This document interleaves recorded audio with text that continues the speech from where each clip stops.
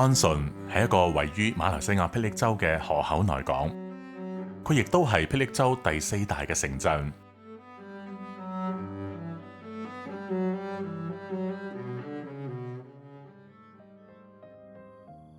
黎明時分，一切嘅活動都慢慢復甦。喺入住嘅民宿步行過去巴剎，大約需要10分鐘。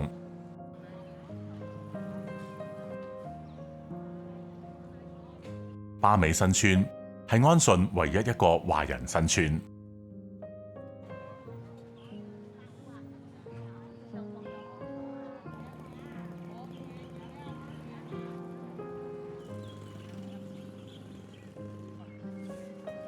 早晨充滿朝氣嘅巴剎係我哋最中意嘅場景，可以讓人感受下現場嘅氣氛，同村民打下牙交，了解下乜嘢叫做生活。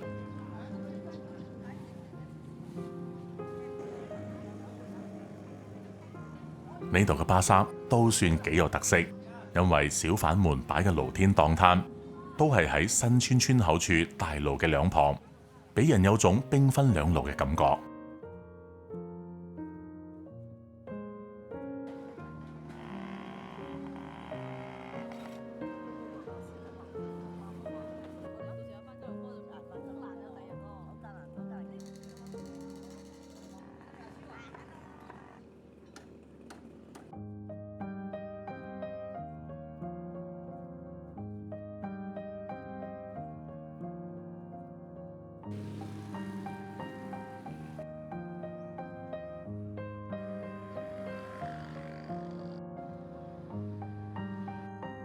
過後就去咗一家坐落喺湖石康路嘅百年老店東海茶室度食早餐。呢間老店最出名嘅滑雞係延續咗祖傳嘅味道同煮法，都經已有60幾年嘅歷史，十分難得。試過之後得出嘅結論就係 very good， 親民嘅價錢，米其林嘅水準。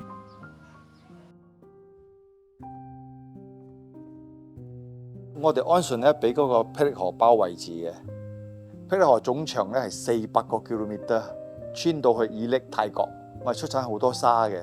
我哋呢度離開嘅海口啦嚇，仲有70海里，所以我哋鹹淡水唔會沖到落嚟嘅，唔會交插一齊嘅。70年代啦嚇，我哋係一個魚嘅交易地方嚟㗎。半港咧，活登梅連登係全馬嘅最大漁港嘅。曾經最高紀錄有500至800架漁船北住響嗰度噶，全部嚟到安順嚟交易，正轉上去其他各地嗰啲大巴剎啊。安順仲有直上北噶啦，都有8大漁村嘅，仲有嗰啲傳統事業咧，係我哋安順傳統事業，大多數係嗰啲係做農業，幫埋做建築嘅。呢度附近好多嗰啲叫做 estate 啊，大公司例如信達 B 啊，好多響呢度附近，所以我哋好多安順人啊嚇到 estate 做工嘅。我本身我唔係安順人，我係金寶人。我嚟安順咧就74年嚟安順，已經49年啦。日久他又是故鄉咯，就咪喺嗰度生活咯，就變咗係安順人咯。呢間茶樓咧02年開嘅，到今年咧已經係21年。我係廣東番禺嘅，番禺咧就唔係廣東會館嘅，係南番順嘅。南番順咧係有三個省嘅人啦，南番順咧，海南啦、番禺啦、順德啦，一個工會就叫做南番順咧，係有3個省嘅咯。市場上咧係福建人比較多，因為呢度成個係福建人嘅地方嚟。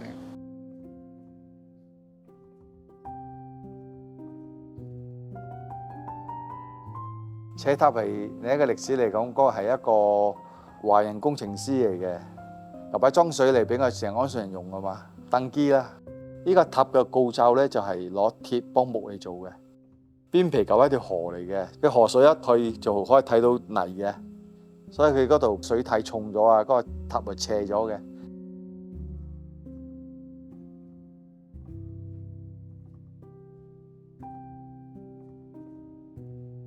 身為一個充滿歷史嘅城鎮，由於當年落籍喺呢個地方有好多唔同嘅族群，所以都會見到好多年代悠久嘅宗教場所。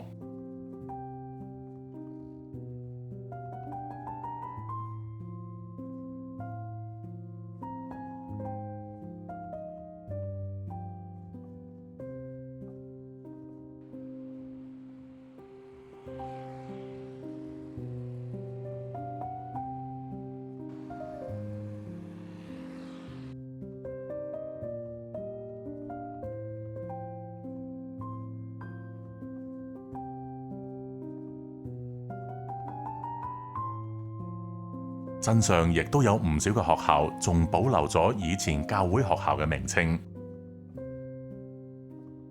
有幾間係嗰啲叫做點講咧？嗰啲係教會學堂嚟嘅以前。St. Anthony Holy 啊、Convent 啊嗰啲，全部都係教會學堂嘅以前嘅。呢一間荷利，聽聞就係前總警長 Tun Muhammad Hanif Omar 曾經就讀過嘅學校。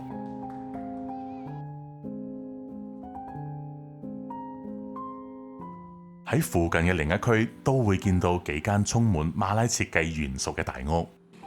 據說60年代嘅馬拉著名藝人 P. Ramlee 都曾經住過其中一間。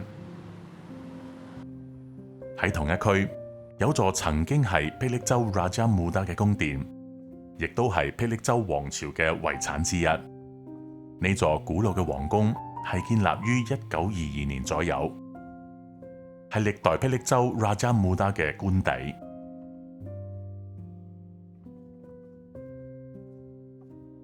即係講每一次嗰個新嘅蘇丹上任，肯定佢要坐車去到白格勒都嗰度，有個碼頭特別為佢設計個碼頭到嗰度㗎。佢到嗰度坐船入嚟上到我哋嗰個叫做司馬登嗰度，上去朝拜佢嘅祖先嘅。拜完咗又再坐船翻去，佢就到揸車就翻佢嘅皇宮嘅江沙皇宮。佢係傳統嘅，每一個新蘇丹上任啦，肯定要咁做嘅。鎮內亦都有一間設計得非常靚、超過100年歷史嘅舊警局。同一條路上，亦都有一間同佢年代相近嘅郵政局。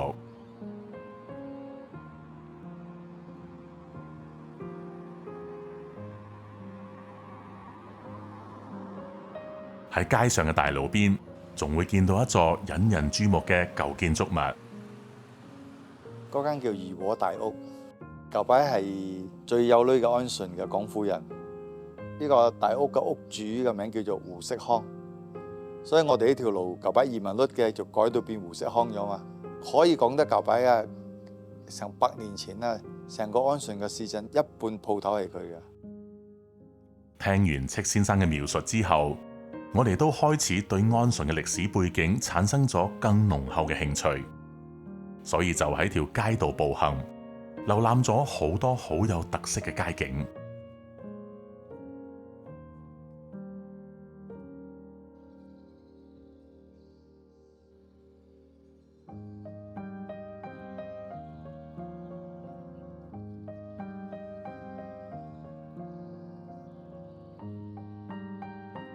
安順出名嘅係香餅幫花生餅啊，下一歲買做手信嘅，仲有安順好多小食都唔錯啦，例如咖喱麵啊、豬腸粉啊。嚟安順要記得要食海鮮啊，安順嘅海鮮平又靚。其實安順生活好唔好係見仁見智啫。你住耐咗，對呢個地方有多少感情就 OK 咯。因為佢唔會講生活好緊張咯，即係講比較慢咯。對我哋嚟講就應該我哋好適應咯，好中意呢個地方咯。佢唔會講好緊張啊，做咩嘢都急急腳咁樣啊。生活安順係 OK 嘅，可以嘅。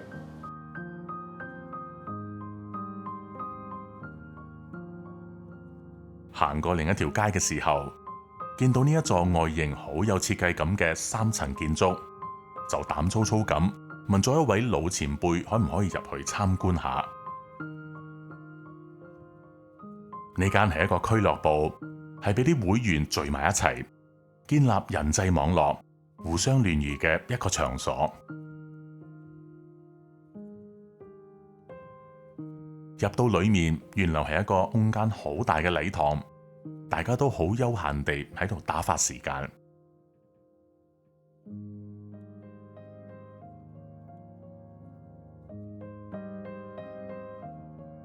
喺另一角仲擺咗幾張波台，提供俾會員空餘嘅時間，娛樂下大家同埋切磋下球藝。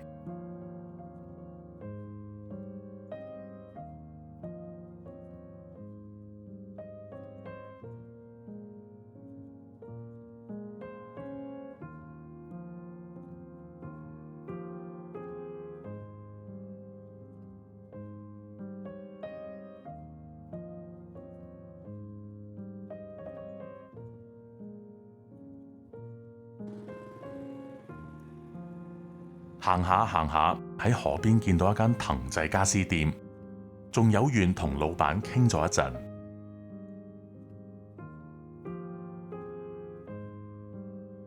沿途亦都見到一間門面睇上嚟歷史悠久嘅中西藥行。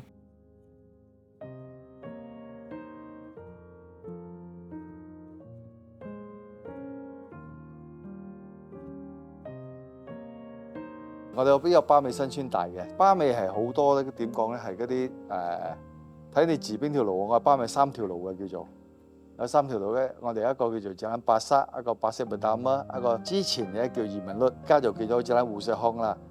大多數福建幫廣東人啫喺度。吉蘭巴薩入邊咧好多嗰啲四邑人嘅。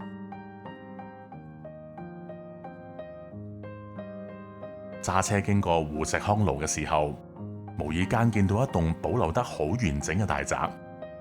以前呢度係一位板盞老細嘅住宅，如今已經出租咗俾人做雜貨鋪。外面整理緊辣椒乾嗰2位就係呢度嘅住客。由於盛情難卻，就俾佢哋2位帶咗我哋入去參觀。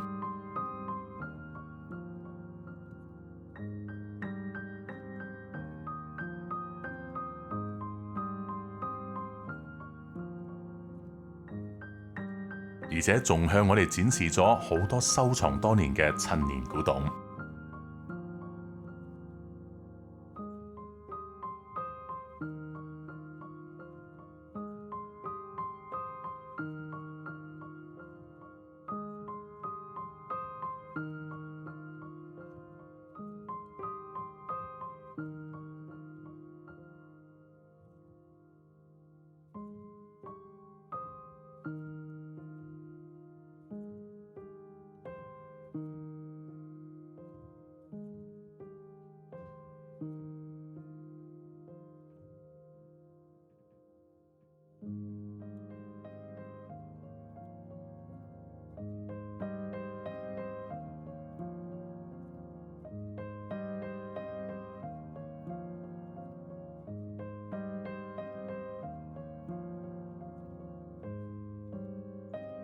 喺大宅嘅後院，好驚訝地發現咗有一條鐵路。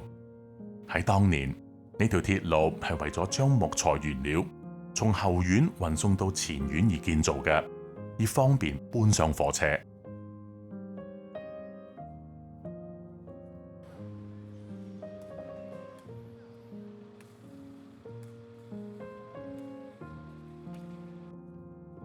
呢一次，我哋亦都好機緣地入住咗呢一間民宿。Really 真係咁嘅，係一個細佬哥嘅志向嚟嘅。咁啊，想搞旅遊搞嘢啊，所以翻到嚟搞，我係回流翻嚟㗎啦。屬於係叫做，我到吉隆坡係做室內設計嘅，所以回流翻嚟搞呢個依家呢個叫做蒙古包。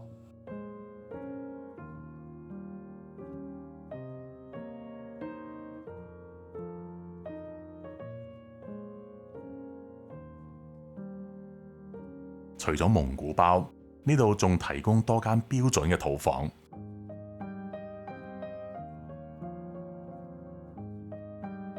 安順一個百鳥歸巢嘛，又係我哋叫得生態旅遊。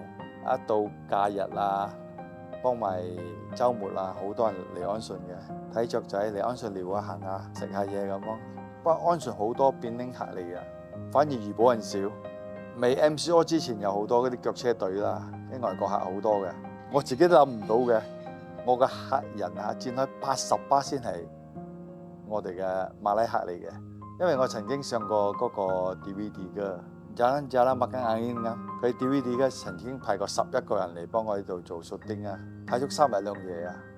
民宿嘅對面仲有座仿似開平碉樓嘅建築，究竟有幾耐嘅歷史，就無從考究啦。最後，戚先生帶咗我哋去一家好出名嘅納斯卡納餐廳食個午餐。